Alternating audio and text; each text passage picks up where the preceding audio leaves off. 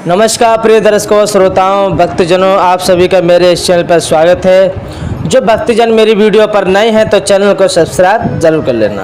मैं गीता से बोल रहा हूं। गीता के दूसरे अध्याय के 7वें श्लोक में जो प्रश्न बने हैं उन प्रश्नों के बारे में मैं आपको कुछ बतलाना चाहता हूं। मेरा उद्देश्य यही है कहने का कि एक सच्चा शिष्य कैसा होना चाहिए, उसके लक्षण क्या हैं। तो उसमें अर्जुन ने अपने भाव बताए हैं, भाव दिखलाए हैं कि मैं शिष्य हूँ और आप मेरे गुरु हैं। किस तरीके से जो उनके वार्तालाप हुए हैं उनके बारे में थोड़ा मैं आपको स्पष्ट करना चाहता हूँ। अगर आप शिष्य बने हैं किसी के, तो एक शिष्य के लक्षण कैसे होने चाहिए, एक शिष्य कैसा होना चाहिए, सच्चा शिष्य क्या है, तो उसके बारे में थोड़ा मैं बोलना चाहूँगा। आप इसे बड़े थोड़े ध्यान से सुनना, मन को एकाग्र करके सुनना।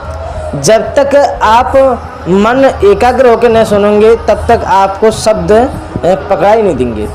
तो मैं यहाँ पर वीडियो स्टार्टिंग करता हूँ। मैं आपका शिष्य हूँ। अर्जुन कह रहे हैं मैं आपका शिष्य हूँ, मुझे शरणागत को आप शिक्षा दीजिए। इस कथन का क्या भाव है? तो उत्तर है, अर्जुन भगवान श्री कृष्ण के प्रिय सखा थे। आध्यात्मिक तत्व की बात दूसरी हो सकती है, परंतु व्यवहार में अर्जुन के साथ भगवान का प्राय सभी स्तरों में बराबरी का ही संबंध था। ध्यान से सुनना। खाने पीने, सोने और जाने आने में सब जगह भगवान उनके साथ समान बर्ताव करते थे और भगवान के श्रेष्ठत्व के प्रति मन में श्रद्धा और सम्मान होने पर भी अर्जुन उनके साथ बराबरी ही व्यवहार करते थे। आज अर्जुन अपनी ऐसी शोचनीय दशा देखकर ये अनुभव हुआ कि मैं वस्तुतः इससे बराबरी करने योग्य नहीं हूँ। बराबरी में सलाह मिलती है, उपदेश नहीं मिलता। प्रेरणा होती है, बलपूर्वक अनुशासन नहीं होता। मेरा काम आज सलाह और प्रेरणा से नहीं चलता। मुझे तो गुरु की आवश्यकता है जो उपदेश करे और बलपूर्वक अनुशासन करके श्रेय के मार्ग पर लगा दे और मेरे शोक और मोह सर्वथा नष्ट करके मुझे परम कल्याण की प्राप्ति करवा दे। और श्री कृष्ण से बढ़कर गुरु मुझे कौन मिलेगा?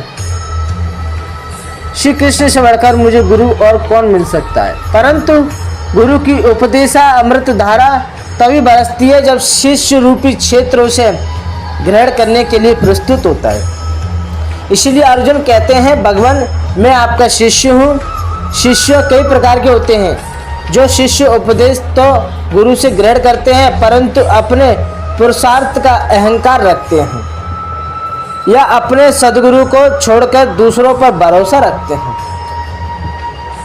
वह गुरु कृपा का यथार्थ लाभ नहीं उठा पाते। अर्जुन इसलिए शिष्यत्व के साथ ही अपने में अनन्य शरण तत्व की भावना करके कहते हैं कि भगवान मैं केवल शिष्य ही नहीं, आपकी शरण में हूँ। प्रपन्न शब्द का भावार्थ भगवान को अत्यंत समर्थ और परम श्रेष्ठ समझकर उनके प्रति अपने को समर्पण कर देना, इसी का नाम शरणागति है। आत्मनिक्षेप या आत्मसमर्पण।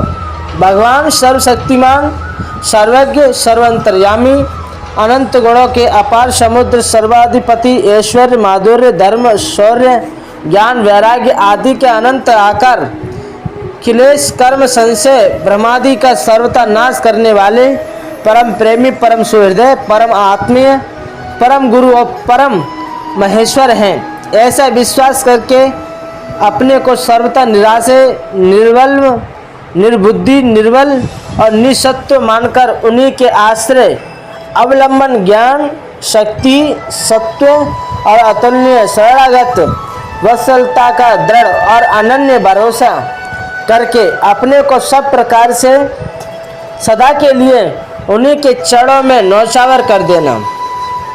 निर्मेष नेत्रों से उनके मनोन्य नाभिराम मुख चंद्र की ओर निहारते रहने की तथा जड़ कठपुतली की भांति नित्य निरंतर उनके संकेत पर नाचते रहने के एकमात्र लालसा, उनका अनन्य चिंतन करने का भगवान में प्रपन्न होना। अर्जुन चाहते हैं कि मैं इसी प्रकार भगवान के शरण हो जाऊं और इसी भावना से भावित होकर वो कहते हैं, भगवान मैं आपका शिष्य हूँ और आपकी शरण हूँ, आप मुझे शिक्षा दीजिए।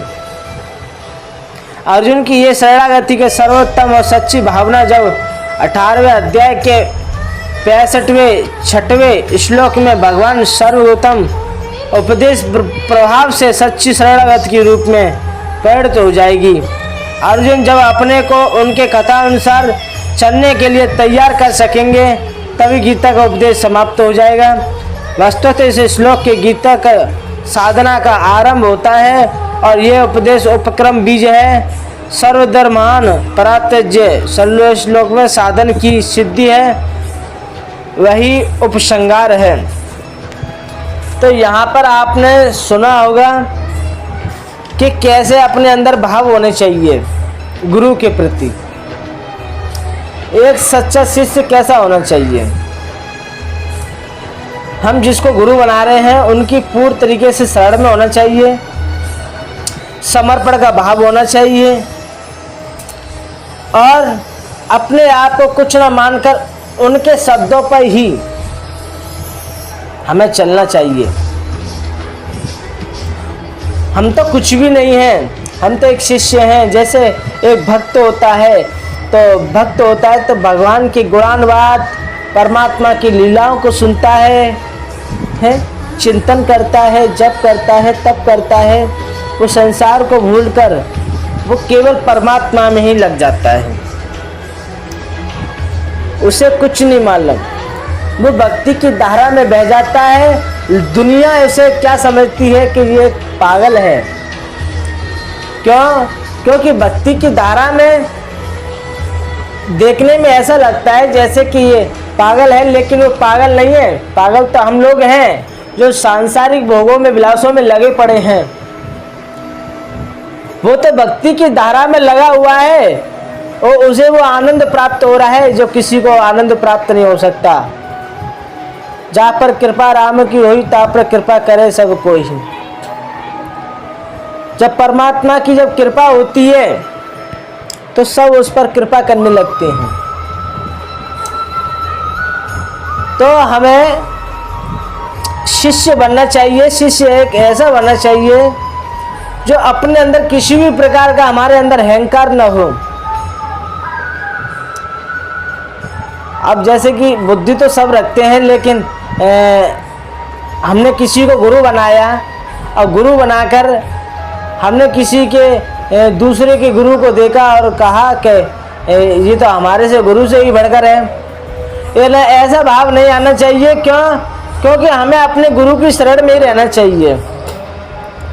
ध्यान से सुनने योग्य बातें हैं, ये ऐसी बातें हैं, इन्हें शब्दों को सुनने के लिए मैं कह रहा हूँ आपसे, इन शब्दों को सुनने के लिए थोड़ा आपको शांत में अपने अहंकार को बिल्कुल खत्म करके अपने जो ज्ञान के बल को थोड़ा दूर कर मात्र एक गुरु की शरण में कैसे होना चाहिए, गुरु को समर्पण की भावनाएं कैसी होनी चाहिए, मैं उस सच्चे शिष्य की बात करना चाहता हूँ जो एक सच्चा शिष्य होता है। देखो, माता पिता कैसे भी हों, लेकिन जब तक पुत्र, माता पिता तुम्हारे कैसे भी हों, जब तक पुत्र माता पिता का आदर नहीं करेगा तो भगवान भी उसका आदर नहीं करेंगे। माता पिता तुम्हारे कैसे भी हों, तुम्हें पाला है, पोसा है, बड़ा किया है, जिसने जन्म दिया है, वो कैसे भी माता पिता हैं, लेकिन हमें उनका सम्मान करना चाहिए, पूर्ण तरीके से आदर भाव सत्कार करना चाहिए और हृदय में उनका सदैव भाव होना चाहिए, अच्छा भाव होना चाहिए। और हमें अपने माता पिता की तुलना किसी माता पिता के बराबर नहीं करनी चाहिए। उस चीज के बारे में बताना चाहता हूं कि जिसने किसी को भी गुरु बनाया है, उस गुरु के प्रति किसी भी प्रकार का द्वेष नहीं होना चाहिए कि मेरे गुरु ऐसे हैं, उसके गुरु इतने महान हैं। यानी कि हम अपने अंदर जो अहंकार है, उस अहंकार की भावनाओं को छोड़कर उन्हें हम समर्पण करते हुए, और हमारे अंदर ऐसे भाव होने चाहिए, ऐसे विचार होने चाहिए कि गुरु के प्रति तो हमारे अंदर द्वेष भाव आना नहीं चाहिए। वो सच्चा शिष्य है। और सच्चे शिष्य बनने के बाद तुम्हारे साथ जो होगा, परमात्मा की जो कृपा होगी, परमात्मा का जो दर्शन होगा, शायद ऐसा अनुभव किसी को नहीं होगा जो शिष्य, अच्छा शिष्य बनने के बाद जो होगा उसे अनुभव। क्योंकि सच्चा शिष्य बनने के बाद उसे वो ज्ञान की प्राप्ति होगी, वो ऐसे तत्व की प्राप्ति होगी कि मैं उसे बता के नहीं भी कह सकता कि तो ये ऐसे तत्व की प्राप्ति होगी, लेकिन स्वयं वो अपने अंदर अनुभव करेगा, स्वयं उसे अपने स्वरूप की पहचान होगी। तो पहचान होगी तो उसकी सच्ची बात तो यही है कि वो एक सच्चा शिष्य बना। मैंने बहुत से देखे हैं शिष्य बन जाते हैं, लेकिन शिष्य का बनने का मतलब नहीं जानते कि आखिर हमें शिष्य कैसे बनना चाहिए। शिष्य जो बनता है उसके अंदर ऐसे विचार, ऐसे भावनाएं, ऐसे श्रेष्ठतम होने चाहिए कि गुरु के प्रति किसी भी प्रकार का द्वेष भाव नहीं होना चाहिए, न किसी से बराबरी का हमारे अंदर भाव होना चाहिए कि हम उसके बराबर अपने गुरु की तुलना करते हैं। नहीं, हमारे गुरु जैसा भी है बहुत सुंदर है और वो तो परमात्मा स्वरूप है। हम उनके शब्दों को सुनेंगे, उनके शब्दों का हम पालन करेंगे तो हमें परमात्मा की प्राप्ति होगी, हमें आत्मबोध की प्राप्ति होगी और हम ऐसे स्थान पर प्राप्त होंगे कि जहाँ आनंद ही आनंद है, आनंद ही आनंद है और कुछ भी नहीं है। तो मेरे प्यारे श्रोताओं, भक्तजनों, मेरे कहने का मतलब यही था कि आपको सच्चा शिष्य बनना है, तो शिष्य बनने के लिए आपको शिष्यों के बारे में सुनना पड़ेगा कि शिष्यों के गुण क्या होते हैं। शिष्य तो हर कोई बन जाता है, लेकिन निभाना कठिन है, और जो निभा लेता है उसे परमात्मा का दर्शन हो जाता है, उसे आत्मबोध की प्राप्ति हो जाती है। तो मेरे प्यारे श्रोताओं, भक्तजनों, आप लोगों की हमारी वीडियो कैसी लगी कमेंट बॉक्स में बताइए। जय श्री कृष्ण।